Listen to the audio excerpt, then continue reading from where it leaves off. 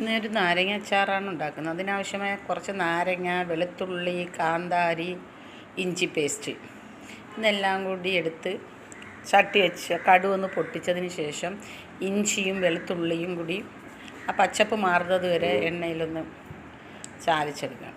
അതിനുശേഷം കുറച്ച് മഞ്ഞൾപ്പൊടി അതിൻ്റെ പച്ചപ്പൊന്ന് മാറിയതിന് ശേഷം നമ്മൾ മുറിച്ച് വെച്ച നാരങ്ങ ഉപ്പും ചേർത്ത് വെച്ചിരുന്നതായിരുന്നു. ഇത് അവിച്ച് അതെടുത്ത് തട്ടിയ മഞ്ഞപ്പൊടിയായിട്ട് യോജിച്ചതിന് ശേഷം കുറച്ച് വിനാഗിരി, കാന്താരി മുളക് ഇതെല്ലാം ഇട്ടിളക്കിയതിന് ശേഷം കുറച്ച് ഉലുവാപ്പൊടി, കായപ്പൊടി ഇതെല്ലാം കൂടി മിക്സ് ചെയ്തൊന്ന് യോജിപ്പിച്ചെടുക്കണം.